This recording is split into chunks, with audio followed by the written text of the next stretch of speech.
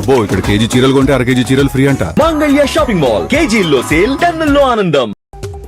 ఇవాళ ఎల్బీ స్టేడియంలో జరిగే భారీ బహిరంగ సభ కోసం హైదరాబాద్ చేరుకున్నారు Mallikarjuna Kharge. CM Revanth, TPCC chief Mahesh Goud సహా మంత్రులు ఖర్గేకు స్వాగతం పలికారు. రాత్రి హైదరాబాద్ శంషాబాద్ ఎయిర్పోర్ట్ కు చేరుకున్నారు కేసీ వేణుగోపాల్. ఇవాళ జరిగే పీఏసీ సమావేశంలో పాల్గొనున్నారు. తాజ్ కృష్ణలో కాంగ్రెస్ నేతలతో ఖర్గే సమావేశమయ్యారు.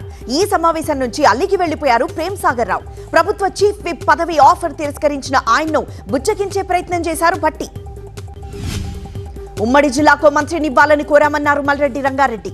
ఇచ్చిన జిల్లాకే మంత్రులు ఇస్తే బాగోదని చెప్పామన్నారు. హైదరాబాద్ రంగారెడ్డికి మంత్రి పదవి అడిగామన్నారు మల్రెడ్డి రంగారెడ్డి. సగం జిల్లాల్లో ఒక్క మంత్రి పదవి కూడా ఇవ్వలేదన్నారు. హైదరాబాద్ ను ప్రపంచ పెట్టుబడుల కేంద్రంగా తీర్చిదిద్దడం తమ ప్రభుత్వ లక్ష్యమన్నారు సీఎం రేవంత్. రంగారెడ్డి మహేశ్వరంలో మలబార్ జెమ్స్ అండ్ జ్యువెలరీ తయారీ యూనిట్ ను సీఎం ప్రారంభించారు. అంగన్వాడీ కార్మికులకు శుభవార్త చెప్పింది తెలంగాణ ప్రభుత్వం.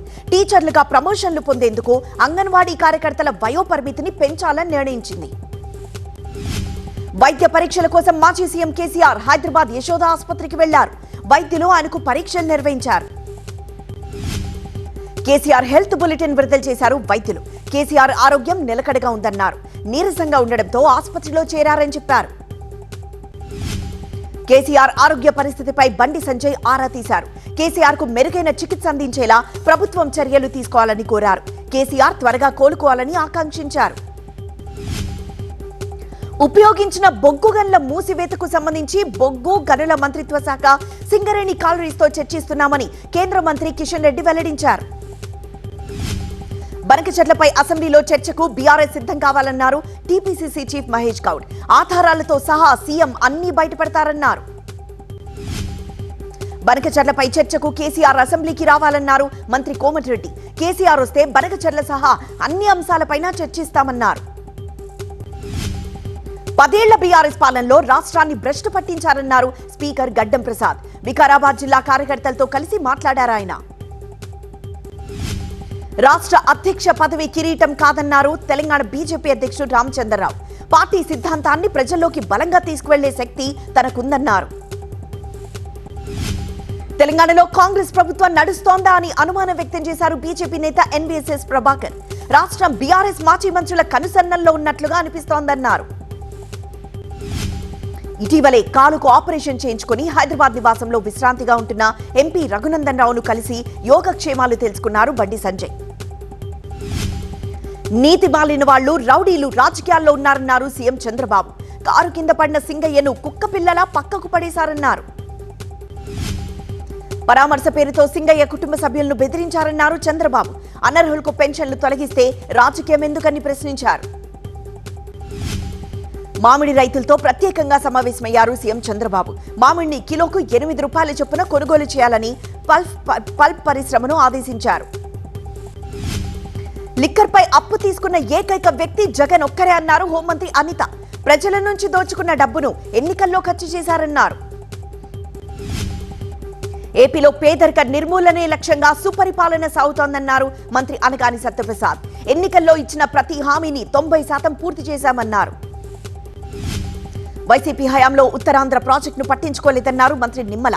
ఉత్తరాంధ్ర ప్రజలకు సాగు, తాగునీరందించే లక్ష్యంతో పెండింగ్ పనుల ప్రాజెక్టులను గాడిలో పెడుతున్నామన్నారు. చంద్రబాబు మోసాలను ప్రజలకు వివరించాలన్నారు మాజీ మంత్రి పెద్దిరెడ్డి. కూటమి సర్కారుకు ఏడాది పాలనంతా అక్రమ కేసులు పెట్టడంతోనే సరిపోయిందన్నారు. ప్రజలను మోసం చేసి సుపరిపాలన అంటూ ఇంటింటికి తిరుగుతున్నారని విమర్శించారు పెద్దిరెడ్డి. బనకచెర్ల ప్రాజెక్ట్ జగన్తోనే సాధ్యమని తేల్చేశారు. సమస్యలపై మాట్లాడకుండా ప్రతిపక్షాల గొంతు ప్రభుత్వం నొక్కుతోందన్నారు జూపూడి ప్రభాకర్. శవ రాజకీయాలపై పేటెంట్ హక్కు చంద్రబాబుకే ఉందన్నారు. ఈవీఎంలపై అనుమానాల నివృత్తి కోసం కేంద్ర ఎన్నికల సంఘాన్ని కలిశారు వైసీపీ ఎంపీలు. ఇకపై జరిగే ఎన్నికలను బ్యాలెట్ పద్ధతిలో నిర్వహించాలని కోరారు. వీవీప్యాట్లతో ఓట్లను పోల్చి చూడాలని కోరామన్నారు ఎంపీ వైవి సుబ్బారెడ్డి. తమ ఓటమిని ఈవీఎంలపై నెట్టే ఆలోచన వైసీపీకి లేదని స్పష్టం చేశారు. గిరిజనులపై అభిమానం చాటుకున్నారు డిప్యూటీ సీఎం పవన్. తన తోటలో పండిన మామిడి పళ్లను అల్లూరి జిల్లా కురిడి గ్రామస్తులకు పంపించారు. మేడారంలో సమ్మక్క సారలమ్మ దేవతలను దేవాదాయ శాఖ ప్రధాన కార్యదర్శి శైలజ రామయ్య దర్శించుకున్నారు. దేవాలయాల పరిసరాలను పరిశీలించారు. పోలవరం మండలం పట్టిసీమ ఎత్తిపోతల పథకం ద్వారా నీటిని విడుదల చేశారు. పట్టిసీమ ప్రాజెక్ట్ ప్రాంగణంలో మంత్రి నిమ్మల పూజా కార్యక్రమాలు నిర్వహించి మోటార్ ఆన్ చేశారు. రాజధాని అమరావతి కోసం భూములివ్వడానికి పాములపాడు గ్రామస్తులు సుముఖత వ్యక్తం చేశారు. భూసేకరణ కోసం సిఆర్డీఏ ఏర్పాటు చేసిన గ్రామ సభలో ఎమ్మెల్యే శ్రవణ్ కుమార్ పాల్గొన్నారు. అధికారంలోకి వస్తే ఆటో కార్మికులకు 12,000 రూపాయలు ఇస్తామని హామీ ఇచ్చి 2 ఏళ్లైనా అమలు చేయకపోవడాన్ని నిరసిస్తూ సిరిసిల్లలో ఆటో కార్మికులు నిరసన ప్రదర్శన చేపట్టారు. సత్యసాయి జిల్లా హిందూపురంలో విద్యార్థులు టీడీపీ నాయకులు భారీ ర్యాలీ నిర్వహించారు. మత్తుకు బానిసలైతే జీవితాలు పాడవుతాయని నినాదాలు చేశారు. మంత్రాలయంలో దళారీ వ్యవస్థకు శ్రీమఠం అధికారులు పూర్తిగా చెక్ పెట్టారు. సేవాకార్తలు, వికలాంగులు, వృద్ధులకు ప్రత్యేక దర్శనం కోసం క్యూ లైన్లు ఏర్పాటు చేశారు. గుంటూరు జిల్లా నడింపాలెంలో 100 పడకల ఆసుపత్రి, యోగా, సహజ చికిత్స పరిశోధనా కేంద్రం ఏర్పాటుకు అనుమతి లభించిందని కేంద్ర మంత్రి పెమ్మసాని చంద్రశేఖర్ తెలిపారు. హైదరాబాద్ మలక్పేట్లోని నెక్స్ట్ గెలేరియా మాల్లో అగ్నిమాపక శాఖ మాక్ డ్రిల్ నిర్వహించింది.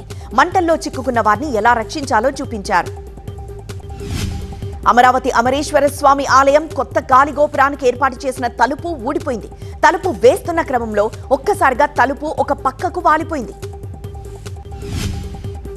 విదేశాల్లో విద్య పూర్తి చేసిన విద్యార్థులు తమకు పర్మనెంట్ రిజిస్ట్రేషన్ ఇవ్వాలని కోరుతూ విద్యార్థులు చేపట్టిన దీక్షను పోలీసులు భగ్నం చేశారు.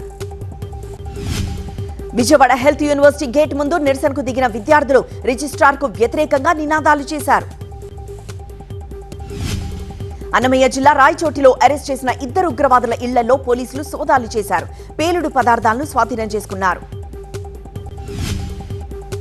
భారీ బడ్జెట్ సినిమాలు విడుదలైన వెంటనే పైరసీ చేస్తున్న కిరణ్ కుమార్ ను తెలంగాణ సైబర్ క్రైమ్ పోలీసులు అరెస్ట్ చేశారు. ఇప్పటివరకు ఇతను 65 సినిమాలు పైరసీ చేసినట్లు గుర్తించారు. ఇంటిగ్రేటెడ్ పాఠశాలకు భూమి కేటాయించవద్దని కోరుతూ వరంగల్ కాకతీయ యూనివర్సిటీలో విద్యార్థులు ఆందోళనకు దిగారు. రిజిస్ట్రార్ ఛాంబర్లో బైఠాయించారు. శ్రీకాళహస్తి బీసీ హాస్టల్లో ఫుడ్ పాయిజన్ తో 3 విద్యార్థులు అస్వస్థతకు గురయ్యారు. వాంతులు కావడంతో వారిని ఆసుపత్రికి తరలించారు. తిరుపతి జిల్లా నాయుడుపేట మల్లం జంక్షన్ సమీపంలో రేషన్ బియ్యాన్ని పోలీసులు స్వాధీనం చేసుకున్నారు. శ్రీకాళహస్తి నుంచి నెల్లూరుకు ఈ బియ్యాన్ని తరలిస్తున్నట్లు గుర్తించారు. కడప జిల్లా అంకాలమ్మ గూడూరులో అక్రమంగా దాచిన రేషన్ బియ్యాన్ని విజిలెన్స్ అధికారులు పట్టుకున్నారు. మొత్తం 221 క్వింటాళ్ల బియ్యాన్ని పులివెందుల ప్రభుత్వ గోదాంకు తరలించారు. యాదాద్రి భువనగిరి జిల్లా కనుముక్కల గ్రామంలో కల్తీ పాలు తయారు చేస్తున్న వ్యక్తిని పోలీసులు అరెస్ట్ చేశారు. అతని నుంచి 100 లీటర్ల కల్తీ పాలు, 7 కేజీల స్కిమ్డ్ పాల పొడిని స్వాధీనం చేసుకున్నారు. భీమవరంలో ఆటోలు, బ్యాటరీలు దొంగతనం చేస్తున్న 5గురిని పోలీసులు అరెస్ట్ చేశారు. 65 బ్యాటరీలు, 13 కేసుల్లో 17 లక్షల విలువ చేసే 13 ఆటోల్ని స్వాధీనం చేసుకున్నారు. భారత్ ప్రజాస్వామ్యానికి తల్లి వంటిదన్నారు ప్రధాని మోదీ. ఘనా పార్లమెంట్లో మాట్లాడారు ఆయన. ఘనా పార్లమెంట్లో ప్రసంగించడాన్ని గౌరవంగా భావిస్తున్నానని తెలిపారు. భారత్లో 2,500కు పైగా రాజకీయ పార్టీలున్నాయన్నారు ప్రధాని మోదీ. రాష్ట్రంలో 20 వివిధ పార్టీలు పాలిస్తున్నాయని చెప్పారు. ప్రధాని మోదీకి ఘనా దేశపు అత్యున్నత పౌర పురస్కారం అందించారు. ప్రపంచ స్థాయిలో ఆయన నాయకత్వానికి ఉన్న గుర్తింపు క్రమంలో ఈ పురస్కారం ఇస్తున్నట్లు ప్రకటించారు. ఘనాలో 2 రోజుల పర్యటనను ముగించుకొని మోదీ ట్రినిడాడ్ టొబాగో దేశానికి చేరుకున్నారు. అక్రాలో భారత సంతతికి చెందిన ప్రధానికి ఘనంగా వీడ్కోలు పలికారు. భారత్ పాక్ మధ్య కాల్పుల విరమణలో అమెరికా అధ్యక్షుడు ట్రంప్ పాత్ర ఏమీ లేదని విదేశాంగ మంత్రి జయశంకర్ పునరుద్ఘాటించారు. రైతులు రోజు రోజుకు అప్పుల ఊబిలో లోతుగా కూరుకుపోతున్నారని, వ్యవస్థ వారిని నిదానంగా చంపేస్తోందని కాంగ్రెస్ నేత రాహుల్ గాంధీ అన్నారు. రైతుల ఆదాయం రెట్టింపు చేస్తానని హామీ ఇచ్చిన ప్రధాని మోదీ తన ప్రచారాన్ని చూసుకోవడంలో తీరిక లేకుండా ఉన్నారని విమర్శించారు రాహుల్ గాంధీ. కాంగ్రెస్, బీజేపీ రహస్యంగా కలిసికట్టుగా పనిచేస్తున్నాయని అరవింద్ కేజ్రీవాల్ ఆరోపించారు. 2 పార్టీల మధ్య ఉన్నది అన్నా చెల్లెలి బంధమా, భార్యాభర్తల బంధమా అంటూ ప్రశ్నించారు. ప్రజాస్వామ్యాన్ని బలోపేతం చేసేందుకు, భారత్ను అభివృద్ధి చెందిన దేశంగా నిలిపేందుకు స్థానిక సంస్థలను బలోపేతం చేయడంలో కీలకమన్నారు స్పీకర్ ఓం బిర్లా. 10 ఏళ్లు పైబడిన డీజిల్ వాహనాలు 15 ఏళ్లు పైబడిన పెట్రోల్ వాహనాలకు ఇంధనం బంద్ అన్న నిర్ణయాన్ని ఢిల్లీ ప్రభుత్వం వెనక్కి తీసుకుంది. ఒడిశాలోని ప్రభుత్వ పాఠశాలల్లో అమలు చేస్తున్న మధ్యాహ్న భోజన పథకాన్ని కేంద్ర మంత్రి ధర్మేంద్ర ప్రధాన్ పరిశీలించారు. ఒడిశాలోని అంగుల్లో పాఠశాలను సందర్శించారు. అమర్నాథ్ యాత్ర కొనసాగుతోంది. మంచు లింగానికి తొలి హారతిచ్చారు. యాత్రకు బయలుదేరిన భక్తులు క్రమంగా మంచు గుహకు చేరుకుంటున్నారు. ఈ ఏడాది ఇప్పటి వరకు 3.5 లక్షల మంది యాత్రకు రిజిస్ట్రేషన్ చేసుకున్నారు. జమ్మూలోని వివిధ ప్రాంతాల్లో ఇన్స్టెంట్ రిజిస్ట్రేషన్ కి కూడా అనుమతిస్తున్నారు. అమర్నాథ్ వస్తున్న యాత్రికులకు ఎటువంటి అసౌకర్యం కలగకుండా కశ్మీర్ ప్రభుత్వ యంత్రాంగం అన్ని ఏర్పాట్లు చేస్తోంది. దారి పొడవునా వైద్య కేంద్రాలు ఏర్పాటు చేసింది. కర్ణాటక సీఎం సిద్ధరామయ్యతో నీరజ్ చోప్రా భేటీ అయ్యారు. గంధపు దండ, కర్ణాటక తలపాగాతో నీరజ్ ను సిద్ధరామయ్య సత్కరించారు. నీరజ్ చోప్రా టీ షర్ట్ ఆవిష్కరించారు. ఢిల్లీ ఎయిమ్స్ ఆసుపత్రిలో ట్రాన్స్ఫార్మర్ పేలడంతో పెద్ద ఎత్తున మంటలు చెర్రేగాయి. దీంతో వెంటనే సహాయక చర్యలు చేపట్టారు అధికారులు. మంటలను అదుపు చేశారు. కేరళలోని కొట్టాయం మెడికల్ కాలేజ్ భవనం పాక్షికంగా కుప్పకూలింది. ఈ ప్రమాదంలో ఒకరు చనిపోగా 6 తీవ్ర గాయాలయ్యాయి. భారత్ ఫ్రాన్స్ మధ్య సైనిక సహకారంలో భాగంగా 2 దేశాల సైనిక దళాలు ఫ్రాన్స్ లో సంయుక్త విన్యాసాలు చేశాయి. 96 గంటల పాటు ఈ విన్యాసాలు జరిగాయి. దేశంలో కొత్త నేర చట్టాలు తెచ్చి సంవత్సరం పూర్తయిన సందర్భంగా ఢిల్లీ భారత మండపంలో ఎగ్జిబిషన్ ఏర్పాటు చేశారు. ప్రజలకు అవగాహన కల్పించారు. ఛత్తీస్గఢ్ లో భారీ వర్షాలు కురుస్తున్నాయి. పలు ప్రాంతాల్లో నదులు ప్రమాద స్థాయిని మించి ప్రవహిస్తున్నాయి. దీంతో ప్రజలు తీవ్ర ఇబ్బందులు పడుతున్నారు. ముంబైలో భారీ వర్షం కురిసింది. పలు ప్రాంతాల్లో రోడ్లపై వర్షపు నీరు చేరడంతో వాహనదారులు ఇబ్బందులు పడుతున్నారు. హిమాచల్ ప్రదేశ్ లో మరోసారి క్లౌడ్ బర్స్ట్ అయింది. కుండపోత వానలతో మండిలోని బియాస్ నదికి వరదలు ముంచెత్తడంతో రెడ్ అలర్ట్ జారీ చేశారు ఐఎండీ అధికారులు. ఉత్తరాఖండ్ లో భారీ వర్షాలకు నదులు ఉప్పొంగి ప్రవహిస్తున్నాయి.